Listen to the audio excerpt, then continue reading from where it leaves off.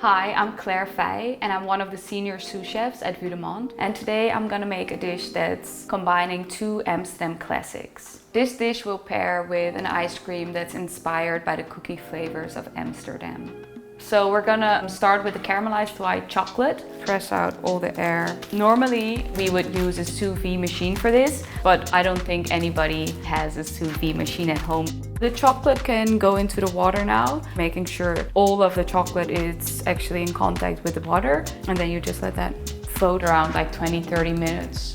Pull out our caramelized white chocolate, popped it in the freezer. That just helps solidifying it. We're making a batter. So this is kind of an invention that combines the stroopwafel, which is actually a flat waffle, and the poffertjes, which are like Dutch tiny little pancakes.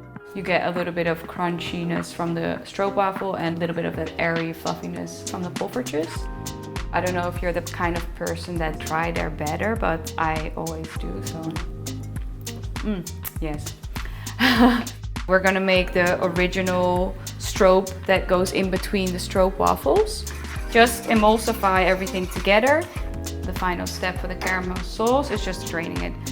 So I actually grew up in Amsterdam, born and raised. Geboren en getogen is how we say it in Dutch. So the freshness of the waffle, the smell that comes out of it, that freshness, it's the same as if you are in Amsterdam. So all you have to do is just close your eyes and, imagine that you're sitting on the canal and while you're enjoying this super delicious stroopwafel.